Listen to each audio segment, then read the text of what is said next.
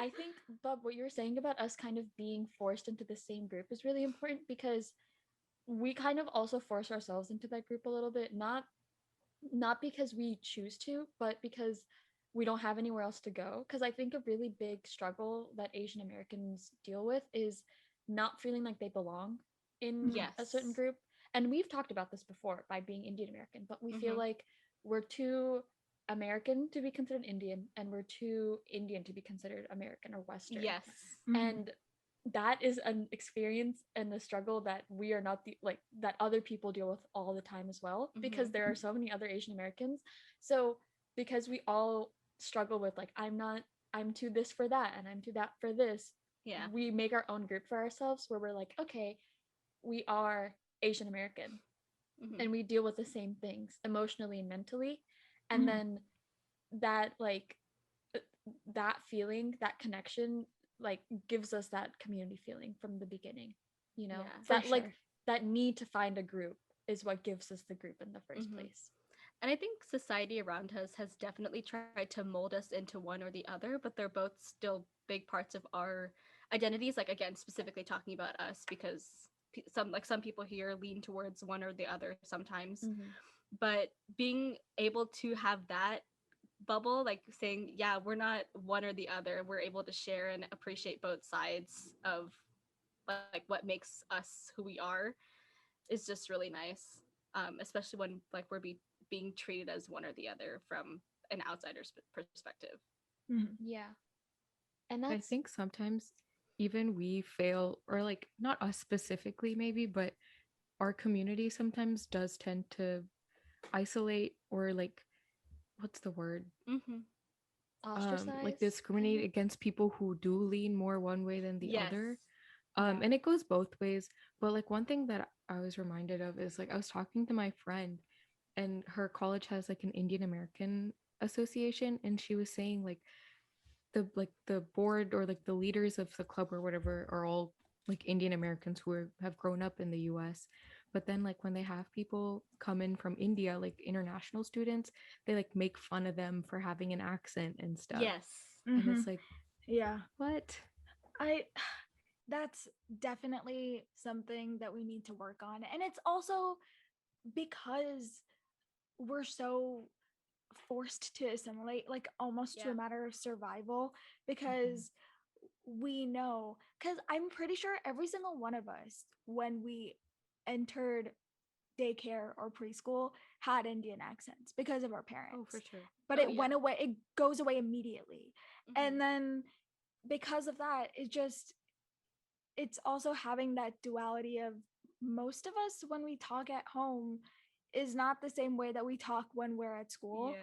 And Mhm. it's like Mm-hmm. funny to notice it sometimes because I'll hear you guys talking to my parents Mm-hmm. and you'll talk a little, you can hear the Indian Indian accent accent. creeping in, Yes. and it's like Always comes completely out. yeah, and it's like not purposeful. That's just like Mm-hmm. how it's like you change how you speak to different people. Yeah. And because of that, I had a Code point. shifting. I have I have so many thoughts on this only because Mm-hmm. the linguist in me is freaking out. So if you guys want a whole other episode about why we speak differently to other people, Is it for? please hit me up for a sociolinguistic episode. I will be there. So Mm. stay tuned for that episode if you really want it. But there's just I I mean there's a lot to unpack with that is what I'm trying to say. And it's really cool stuff, but you're right. It is true. It's a yeah, thing. because it's like in order to make, let me start over. And when you're making friends in these pivotal moments in your lives, I have found that often go towards people who look like me. Like Yeah. when Yes. you're at school and you're trying to like find a partner for a project and they're like pick a random partner and you don't know anybody. I'm like, where is the brown girl who's Yeah. going to be my Yeah. partner? And I do that because it's almost like a guarantee that I am not going to be judged for the most part. Mm. Mm-hmm. Yeah. And Or at least so, have some shared experience Yes. mhm, that you'll understand each other at some point. yeah. And I think it also comes down to some people who grow up in an environment that isn't surrounded, where they're not surrounded by people like them, they Mhm. tend to steer away from the Indian of the Indian American or Asian of the Yes. Asian American. And people are like looked down for that. And I admit that I have also done that in the past because I think a lot of people have done that. But then you come to realize that they did it probably unintentionally as a survival mechanism where they're like, I want friends, and this is my way of making friends. Yeah. And so I do think, like Livia said, we need to, as a community, move away from like judging people for that because Mhm. uh it doesn't make you any less of an Asian Yeah. American in the Yeah. same way as being, I guess, fobby is the word that people use. Yeah, yeah, That also exactly. doesn't make you any less of being an Yeah. Asian American. Yeah.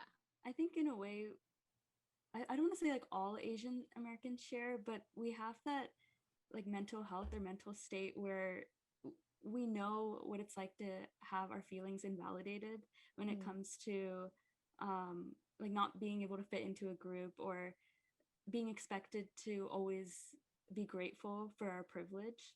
Yes. So, you And know I what I'm think, trying to say? Yeah. yeah, and I Yeah. think we definitely are in a position where obviously we're not perfect, we're still learning every day. I Mhm. think we have been surrounded with the right people to still be able to appreciate that, but Mhm. also starting to realize that it's okay to also acknowledge that there is a part of our identities or experiences that are invalidated sometimes, and that's why it's Mhm. easy to connect with each other, but that also connects us to people that we wouldn't necessarily have previously been connected to. Mhm. Mhm.